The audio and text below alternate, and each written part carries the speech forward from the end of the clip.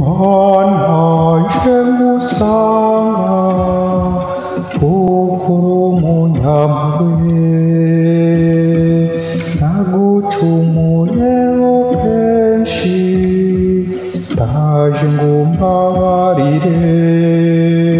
Bana b'Imana dusangire nk'abavandimwe. Dore amasomo yo kuwa kabiri mutagatifu tariki 7 Mata 2020. Isomo rya mbere mu gitabo cy'umuhanuzi Izayi umutwe wa 49 murongo wa mbere kugeza kuwa gatandatu. Zaburi ni ya 71. Ivanjili yanditswe na Yohani umutwe wa 13 murongo wa 21 kugeza kuwa 30, wa 36 kugeza kuwa 38.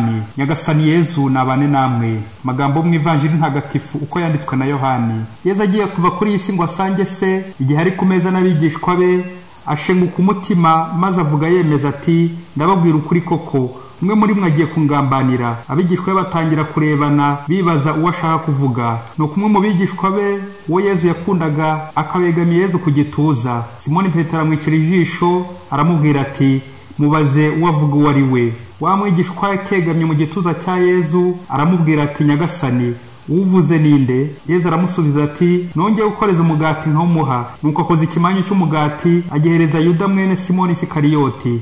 Yuda ngo amare kwakira uwo mugati se kibamwinjiramo.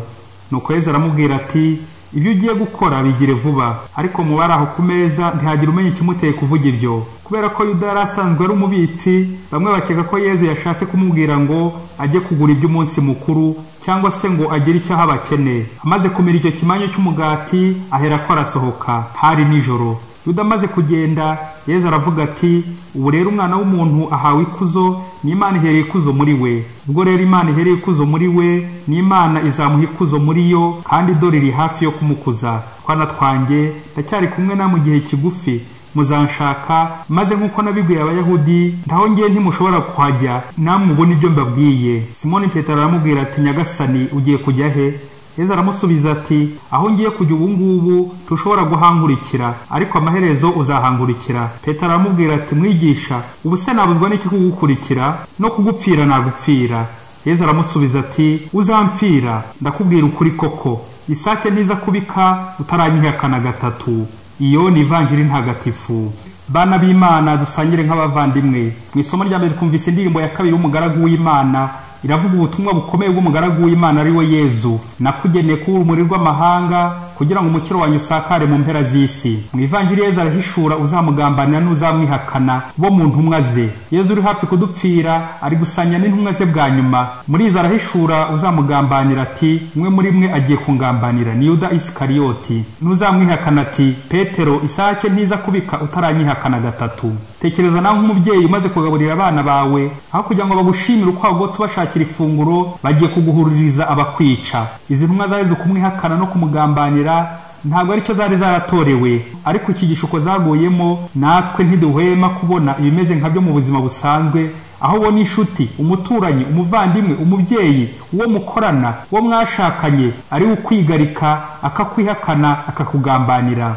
Umuntu ni mugari ni mwinshi. Hari imvugo igira iti, umenya umuntu ari uko musangiye umufuka w'umunyu. Uwo musangiye igihe kirekire umuzi, uwo mubana, ukamenya intege nke ze, ukamenya ibyiza bye, ukamenya ingeso mbi ze n'imico ye myiza. Mbese umuzi wese. Zaburi ya 41 umurongo wa 10 haragira hati, ndetse n'inshuti magara nizeraga tukanasangira ibyo byanjye nayo yaranyigaritse. Ijambo ry'ikilatini k'umupanem, compagnon mu Gifaransa, uwo musangira umugati cyangwa umusangira ngendo, ni umuntu ubukomeye mbese magara, inkoramutima yawe. Ni kangahe twumva abantu bamwe bari kugambanira abandi ku kazi ngo bazabakure ku mugati, bagatanga ruswa ngo birukanisha abandi, bakabahimbahimbira ibinyoma kandi bigafata. Yewe Mukristo, ntukabe muri abo.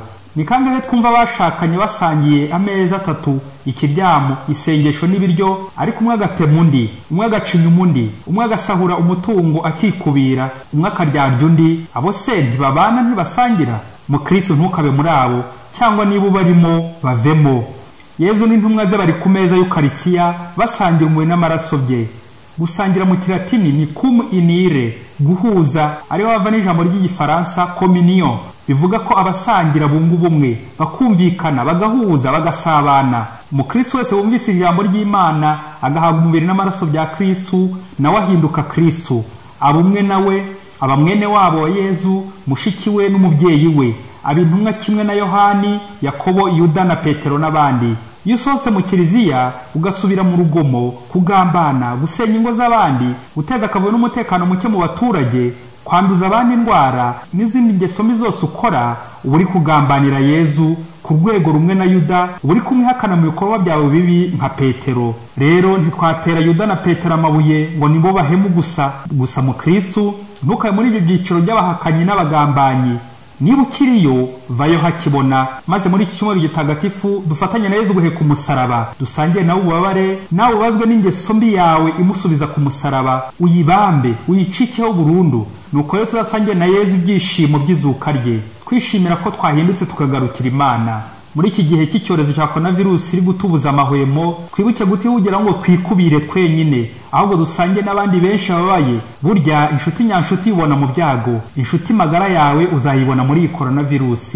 Niba urya imigati 3 ku munsi, nuko ukibabaza ukigomwa umwe ukawuha umuturanyi intamenyekana n'umushonje utazi. Ntugasangire gusa nabo uzi, abo mufitanye amasano, bene wanyu n'ababyeyi, ahubwo wagura imbibi ugere ku mipaka yose. Nyagasani yaguhaye ku buntu, nawe utange ku buntu, cyane cyane dusange n'abandi duhongerera ibyaha byacu.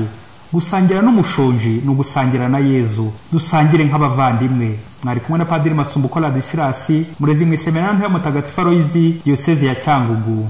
Mana ngusanga ukuru munyamwe